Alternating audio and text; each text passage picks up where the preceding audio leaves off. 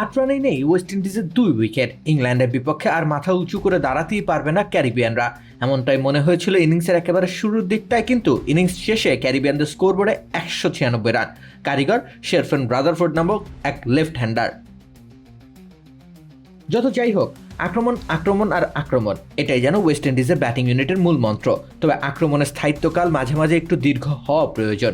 England যখন West ইন্ডিজের টুটি চেপে ধরতে চেয়েছে, ঠিক সেই মুহূর্তে রাদারফোর্ড ঢাল হয়ে দাঁড়িয়ে গেলেন, কিন্তু আক্রমণাত্মক মানসিকতাকে বানিয়ে ফেললেন খঞ্জর।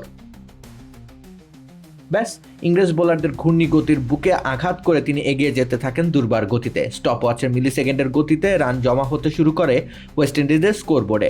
পাশাপাশি উইকেট পতনের মিছিলের সামনে দাঁড়িয়ে একটা প্রান্ত আগলে রাখলেন রাদারফোর্ড। ঢাল আছে, সেই আনন্দে জেসন হোল্ডার চালিয়ে গেলেন স্বল্প সময়ের তাণ্ডব।